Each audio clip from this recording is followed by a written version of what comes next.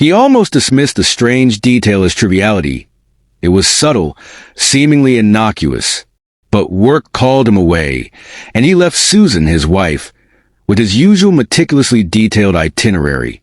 As always, she reciprocated, keeping him fully informed of her schedule. After years together, this mutual transparency was second nature to them both. On Thursday morning, at precisely 1:10, the business deal he had been negotiating came to a successful conclusion, as was his role in the company. Hurley, a charismatic, ever-smiling negotiator, was swiftly dispatched to address a crisis at one of their East Coast facilities. Although such trips weren't frequent, they occurred often enough to feel routine. His week-long business trip was scheduled to end Saturday evening. He was to depart Los Angeles at 9:15 p.m., with his arrival in Seattle past midnight. Susan had been advised not to pick him up from the airport. Instead, he planned to take a shuttle home, reaching their Bellevue residence around 1:30 a.m. However, events shifted unexpectedly. By Thursday afternoon, Hurley managed to exchange his plane tickets and board an earlier flight. Once settled, he used the in-flight phone to inform Susan of his change plans, only to learn she was already at work. He tried reaching her office, retrieving her direct number from his briefcase. "Jensen, Sharon, and Anderson, how may I assist you?" came the receptionist's cheerful voice. "I'd like to speak to Jennifer, Mrs. Conroy's secretary," he said. "Oh, I'm afraid Jennifer isn't in today or tomorrow," the receptionist replied. Hurley frowned. "Then, could you connect me with Mrs. Conroy?" After a brief pause, the receptionist hesitated. "Mrs. Conroy is currently unavailable. Can I take a message?" "No, thank you," Hurley replied, unsettled. "I'll speak to her at home tonight." It wasn't until 30 minutes later that the oddity of the call hit him. Susan had assured him she'd be at the office all day. Moreover, Jennifer was almost never absent during Susan's work hours, only on rare occasions like illness or personal emergencies. When his plane touched down in Seattle at 6:35 p.m., Hurley eagerly made his way home. Yet, as he pulled into their driveway, he noticed the house was dark. It was unusual. Susan typically returned by 6 p.m., and the lights would always be on.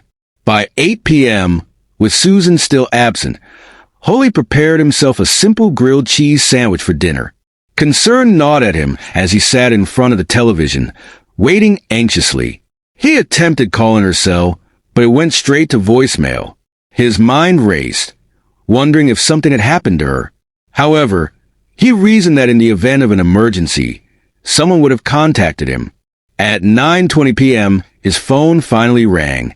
It was Susan. "Hurley, I was starting to worry," she exclaimed, her voice tinged with unease. "I called your hotel after dinner, and they said you checked out. Are you okay?" "Yes, everything's fine," he replied, masking his unease. "Where are you?" "I'm home," she said, her tone unusually chipper. "I just finished cleaning the kitchen. It's been lonely here without you." Hurley pressed further. "I tried calling your office earlier." "Oh, I was probably tied up with John Snurr," she replied casually. "He really saved me during that Melrose account fiasco this week. I owe him a lot." Her words carried a subtle undertone that Hurley couldn't quite place. As their conversation wound down, Susan mentioned exciting news. "It looks like I'm getting that partnership. Mr. Jensen practically guaranteed it." "That's wonderful," Hurley said, forcing enthusiasm. "We'll celebrate when I'm home." "Don't be late," Susan added. "I really miss you." But her words rang hollow. As Hurley lay in bed that night, he felt the bitter sting of doubt for the first time in their marriage. Something was wrong. By morning, his suspicions had only deepened. Hurley decided to drive to Susan's office, using the contact information from her Rolodex. He parked near the building, noting that Susan's BMW wasn't in the lot. A sinking feeling drove him to another address he had memorized from her files. John Snurr's residence in an upscale wooded neighborhood. As he approached, his heart sank further. Tucked beside the garage was Susan's gray BMW, unmistakable in the faint light filtering through the trees. Hurley pulled over, his vision blurring with unshed tears. He couldn't bring himself to confront the truth directly. Instead, he drove aimlessly for hours, passing Snur's home multiple times. Susan's car remained parked there each time. By late afternoon, Hurley's despair had turned to a cold, quiet resolve. As he sat in a diner, barely able to stomach his meal, he knew his life was about to change. His once rock-solid trust in Susan had been irrevocably shaken, and the path forward was unclear. The silence of the drive home consumed Hurley, his thoughts swirling around the ruins of a marriage he once cherished. As he pulled into the driveway, he couldn't help but wonder if the life he had built, the love he had nurtured, could ever return to what it once was. Would he ever smile again? That question lingered as he wandered aimlessly around the house, his mind too preoccupied to care about cooking a proper meal. Instead, he numbed his hunger with snacks, fruit, and cold drinks, finding solace in their simplicity.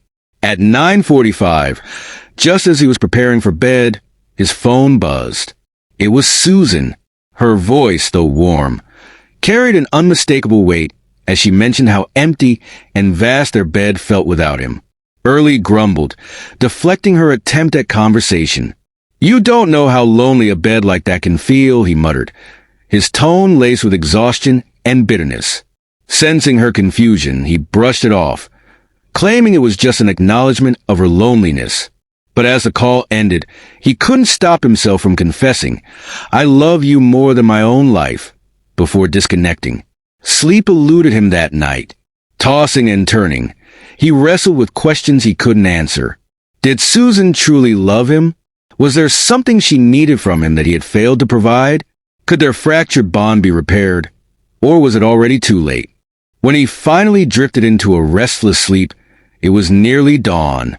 The following morning, Hurley awoke at 8 o'clock, still drained and hollow.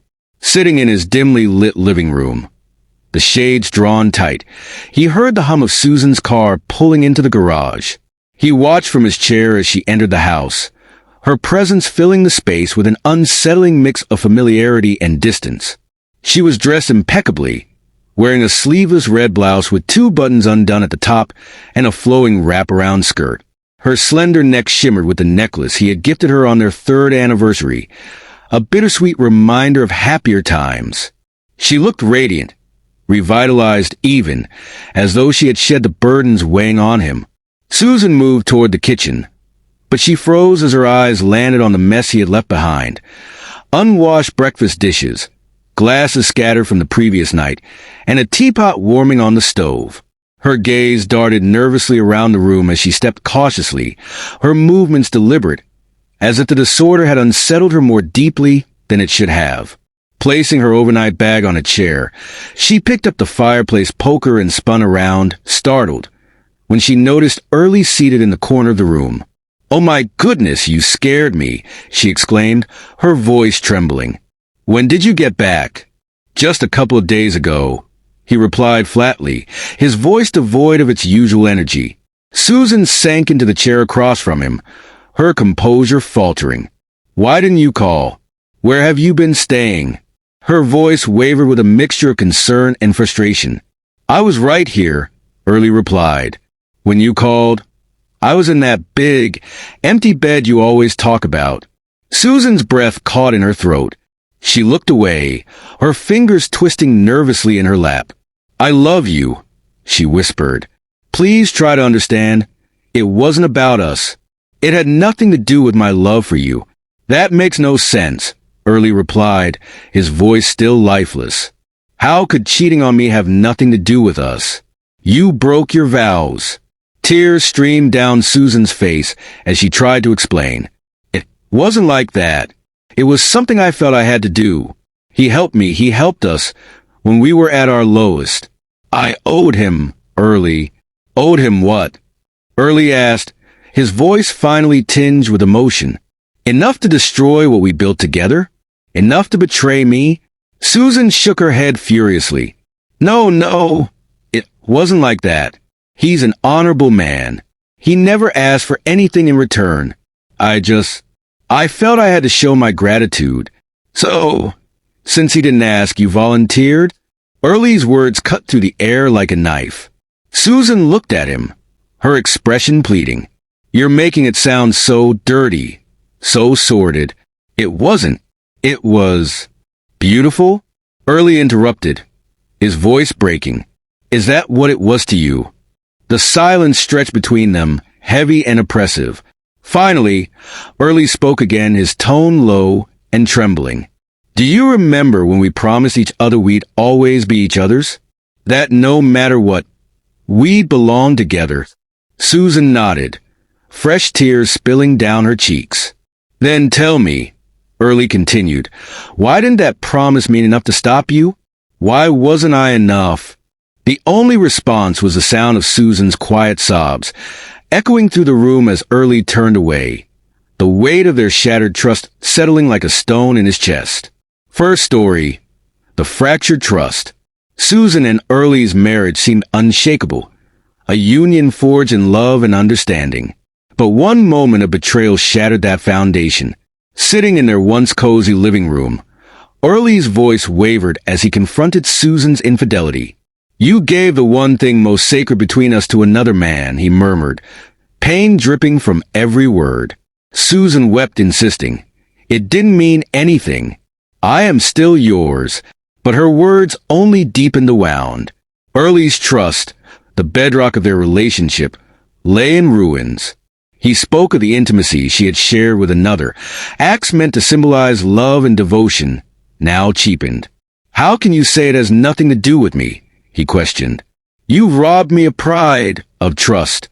Their home, once filled with laughter, felt hollow. Early contemplated the monumental task of rebuilding their relationship. It will take months, maybe years, to recover. For now, we will live as strangers under the same roof, each in separate beds. Susan's sobs echoed in the dimly lit room as Early stepped out into the sunlight, longing for clarity and peace. Could their love survive such devastation? Only time would tell. Second story, deception on social media. A 23-year-old woman found herself entangled in an unexpected web of deceit after an innocent Instagram conversation. It began with light banter, compliments, and jokes, but soon took an unusual turn. One day, the man jokingly mentioned a car accident and hinted at a shady way of handling it. Playing along, she quipped, "Bribe me then." To her shock, he took her jest seriously. Moments later, her account pinged with an unexpected transfer of money. "I don't joke about money," he said, leaving her stunned. What started as playful banter spiraled into unease. Something felt off. Days later, her curiosity led her to dig deeper into his profile. The truth hit her like a bolt of lightning. He was married. A wedding video, hidden amidst his posts, revealed a life he had concealed. Now, she faces a moral dilemma. Should she expose him to his wife or walk away from the chaos? The weight of the decision hangs heavily on her shoulders. Third story, a father's strength. As a 43-year-old single father and firefighter, life taught him resilience. But nothing prepared him for the heartbreak his daughter's boyfriend confided in him. The young man, barely 17, had endured betrayal that would shake even the strongest. For 5 years, he loved his girlfriend, trusting her implicitly. But everything changed when she began working on a project with a coworker. Dates were canceled, explanations grew thin, and her behavior turned defensive. "Why do you think I'm cheating on you?" she snapped whenever he raised concerns. The truth unraveled slowly. On their anniversary, he planned a romantic getaway, only for her to cancel for something as trivial as shopping with the coworker. Weeks later, the final blow landed. She was 3 months pregnant with the coworker's child. It wasn't his. They hadn't been intimate for 7 months. The coworker fled, denying responsibility, leaving the young man to deal with the fallout. She showed up at his door, pleading for forgiveness, insisting he owed it to the baby to reconcile. Without a word, he locked the door, choosing self-respect over manipulation. This tale is a testament to resilience, a reminder that love, though painful, can also teach us strength.